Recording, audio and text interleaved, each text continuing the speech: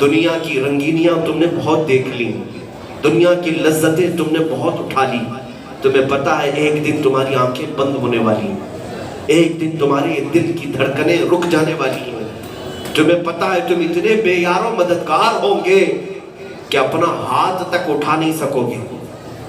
تم جب مرنے کے قریب ہوں گے ایک بوند پانی تمہارے لیے دریا کے برابر لگتا ہوگا، اور تمہارے قریب سرانے پر کوئی کھڑا ہوگا تو تم اس سے پانی کی خواہش کا اظہار بھی نہیں کر پاؤ گے۔ سکرات کے وقت تم دنیا چھوڑ کر جا رہے ہوں گے، تمہارے بچے، تمہارا مال، تمہاری اولاد سب دھری کی دھری رہ جائے گی، جس کے لیے تم رات دن محنت کرتے تھے وہ سب یہاں رہ جائے گا۔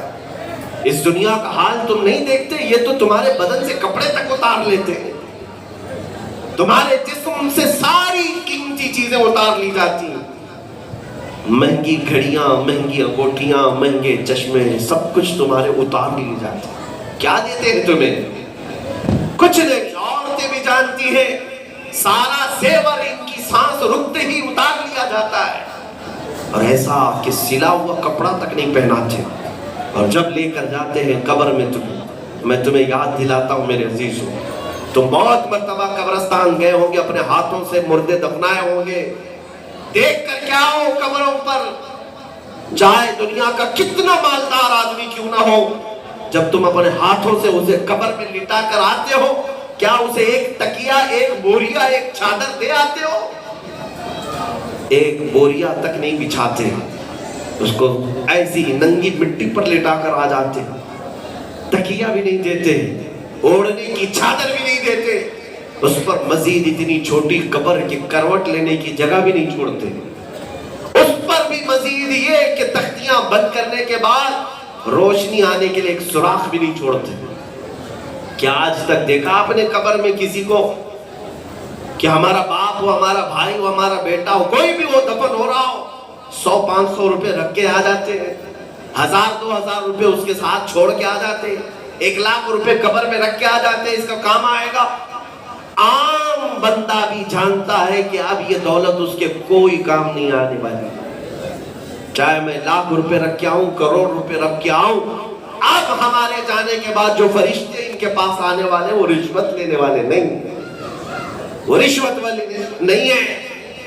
تم سب کو پتا ہے ہمارے ساتھ یہی حال ہونے والا ہے، سب کے ساتھ، سب کے ساتھ یہ دنیا چھوڑ کر جاؤ گے، سب دھری کی دھری رہ جائے گی۔ لیکن تمہیں پتا ہے، میں ایک حدیث بتاتا ہوں، میرے آقا صلی اللہ علیہ وسلم ارشاد فرماتے ہیں، قبر میں رکھنے کے بعد اور قبر بند کرنے کے بعد مردے کو سب سے زیادہ خواہش کس بات کی ہوتی ہے جانتے ہیں؟ مردہ یہ چاہتا ہے کہ میرے رشتہ دار تھوڑی دیر میری قبر کے آس پاس بیٹھے رہیں، تاکہ وہ بیٹھے رہیں گے تو میرے دل کو قرار آئے گا، سکون آتا رہے گا۔ لیکن ہائے افسوس، کوئی رشتہ بیٹھنے کو تیار نہیں ہوتا۔ کون بیٹھتا ہے قبروں پر؟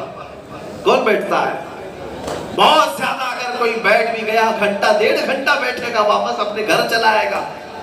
ہمارے ساتھ بھی یہی ہوگا، جب ہمیں چھوڑ کر ہمارے رشتہ دار، عزیز دوست دفن کر کے چلے آتے ہیں، تم حسرت سے ان کو دیکھتے رہ جاؤ گے، وہ الٹے پاؤں چلتے چلے جائیں گے، تمہارے کفن پر مٹی ڈال کر چلے جائیں گے، اور قبر کو اتنا ٹائٹ بند کر کے آئیں گے کہ اٹھ بھی نہیں سکتے۔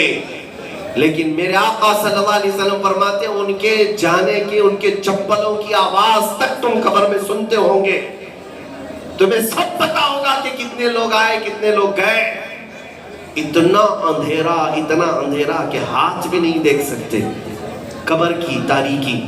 لیکن یہ باتیں میں کیوں کہہ رہا ہوں؟ توجہ، جب عزیز بھائی چھوڑ کر جاتا ہے، باپ ہو تو وہ بھی دفن کر کے چلا جاتا ہے، ماں ہو تو بھی قبرستان کے حوالے کر دیتی ہے، سگے رشتے ہمیں قبر کے حوالے کر کے چلے آتے، کوئی نہیں بیٹھتا، اور اس قبر کی تنہائی اور تاریکی میں اگر کوئی اجالا لے کر آتا ہے تو تاجدار مدینہ کی ذات، میرے آقا کی ذات ہے۔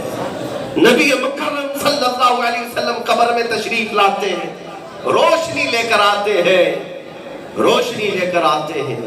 اسی لیے تو شاعر نے کہا ہے شب گور بھی اسی گل سے ملاقات کی رات۔ ہم جاتے ہیں قبر میں، میرے آقا صلی اللہ علیہ وسلم روشنی لے کر تشریف لائیں گے، اور منکر نکیر سے کہیں گے یہ میرا غلام ہے، آہستہ جگاؤ۔ یہ ان لوگوں کے لیے ہے جو زندگی میں میرے آقا سے وفا کیا تھا۔ اب سنو میرے عزیزو، جب نبی پاک صلی اللہ تعالیٰ علیہ وسلم ہی قبر میں روشنی لے کر آنے والے ہیں تو پھر دنیا میں اس کی جوتیاں اٹھانے پر کیوں مصروف ہو؟ اس کے جے جے کار کرنے میں کیوں مصروف ہو؟ کاش اس نبی کو آج راضی کر لیتے، کل تم قبر میں سکون سے سو رہے ہوتے۔ اور صرف قبر کی بات نہیں، حشر کی بھی بات میں بتاؤں۔ نبی مکرم صلی اللہ علیہ وسلم ارشاد فرماتے ہیں، ایک صحابی نے پوچھا آقا ہم آپ کو کہاں ڈھونڈیں قیامت میں؟ میرے آقا فرماتے ہیں میں تمہیں پتہ بتاتا ہوں مجھے کہاں ڈھونڈو گے؟ جب امت میری بہت پیاس سے بلک رہی ہوگی، حوض کوثر پر میں اپنے ہاتھوں سے پانی پلا رہا ہوں، مجھے وہاں ڈھونڈ لینا۔